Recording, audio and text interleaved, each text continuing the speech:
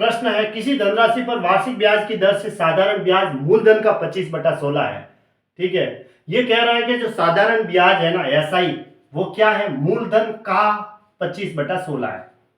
अब 16 इधर आ जाएगा तो 16 गुणा एसआई हो जाएगा बराबर पी गुणा 25। तो इसका मतलब देखो पी तो हुआ एसआई का गुणा, पी ले लिया 16 तो एसआई हो गया 25। ऐसे साधारण ब्याज मूलधन का 25/16 है, तो लास्ट में मूलधन है तो इसमें लास्ट में क्या है 16 है, तो मूलधन को डायरेक्ट 16 ले लो। और एसआई फिर क्या हुआ, ऊपर वाला एसआई, क्योंकि 16 का 25/16 करेंगे तो 25 ही आएगा, नहीं तो इस तरीके से समझ लो। ठीक है, अब ये दो चीजें हमारे पास आ गई। यदि दर प्रतिशत तथा वर्षों में समय को निरूपित करने वाली संख्याएं बराबर है, यानी दर प्रतिशत और जो टाइम है वर्ष, वो दोनों बराबर है, यानी कि आर बराबर टी है, आर बराबर तो है t%, तो टाइम टी बराबर भी है टी वर्ष, ऐसा ये कह रहा है। तो ब्याज की दर क्या है, ब्याज की दर निकालनी है।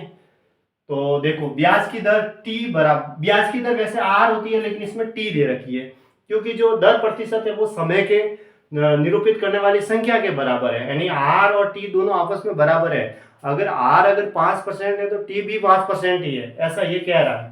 ठीक है, तो अब आर बराबर क्या होता है, एसआई गुणा 100, ये होता है ना, एसआई गुणा 100 बटा पी गुणा टी।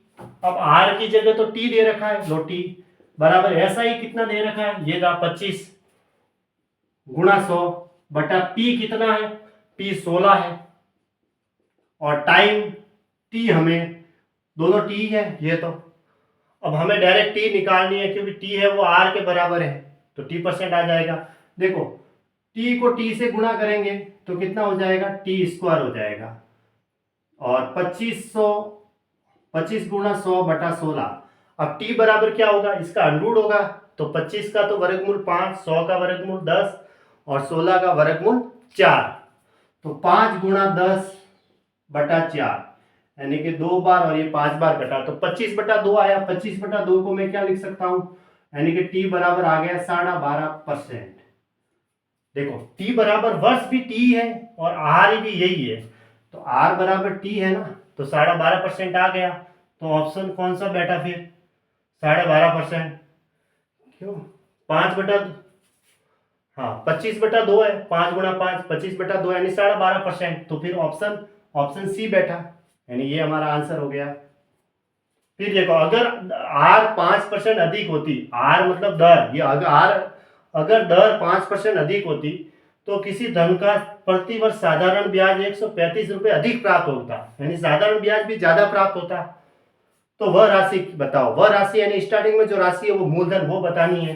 देखो P बराबर होता है एसआई गुणा 100, ठीक है, बटा P निकालना है तो नीचे क्या आएगा, R गुणा T आएगा, यही आएगा। अब देखो दर का अंतर दे रखा है कि अगर दर 5% अधिक होती, अधिक होना कम होना ये अंतर है, यानी कि दर का अंतर दे रखा है। नीचे दर का अंतर है तो ऊपर भी किसी एक का अंतर होना चाहिए, तो ऐसा ही का अंतर दे रखा है कि किसी धन का साधारण ब्याज 135 रुपए अधिक होता, क्योंकि अंतर से अंतर कट जाएगा, तो दो ऊपर नीचे अगर किसी एक का डिफरेंस है तो ऊपर भी किसी एक का डिफरेंस देना चाहिए। देखो मतलब दोनों, तो हम डायरेक्ट पे निकाल सकते हैं, अगर नीचे डिफरेंस दे रखा है तो ऊपर भी किसी एक का डिफरेंस दे रखा है, तो डायरेक्ट हम इसी तरीके से पी है निकाल सकते हैं ऐसे। तो देखो एसआई का अंतर तो दे रखा है 135 गुणा 100 साधारण ब्याज का अंतर, और आर का अंतर भी दे रखा है दर का 5 गुणा टाइम कितना है, दर 5% अधिक होती तो किसी धन का प्रतिवर्ष साधारण ब्याज का प्रतिवर्ष, यानी कि 1 साल की बात हुई है, ये लो 1, फिर 5 से इसको काट दो, यानी कि कितना आया 2700 रुपये आ गया। ठीक है, 2700 रुपये आ गया, ऑप्शन ए सही है 2700 रुपये।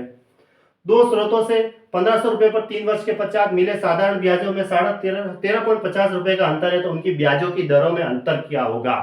अब ब्याजों की दरों में अंतर बताना है। वैसे आर बराबर क्या होता है, एसआई गुणा 100 होता है, और नीचे क्या आएगा, आर निकालना है तो पी गुणा टी आएगा।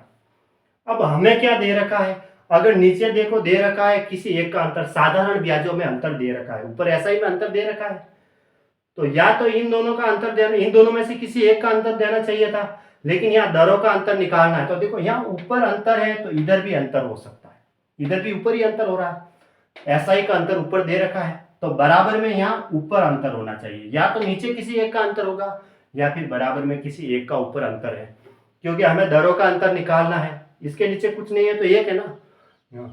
तो यहाँ इधर दरों का अंतर है तो इधर SI का अंतर हो जाएगा यूँ, क्योंकि अंतर से अंतर कट जाएंगे वापस ऐसे। तो दरों का अंतर हमें निकालना है। तो इधर फिर SI का अंतर दे रखा है, कितना दे रखा है, डायरेक्ट निकाल देता हूं मैं। 13.50 गुणा 100 बटा 1500 रुपए मूलधन है और टाइम दे रखा है 3 वर्ष।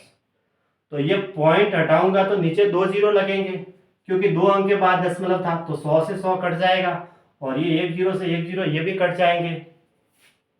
फिर 5 से काट देता हूं मैं, ये लो 20, 5 से कटा तो ये 30 बार गया ना, और 5 से काट दो तो 27 बार गया। फिर 3 से काटा मैंने ये तो 9 बार गया। फिर मैंने देखो 3 से काटा तो ये 3 बार गया, तो 3/10 आया। 3/10 यानी कि नीचे 10 है तो 1 जीरो है नीचे, तो ऊपर 1 अंक के बाद दशमलव लगा दो। 0.3% ये आंसर आ गया। 0.3% यानी ऑप्शन सी सही है।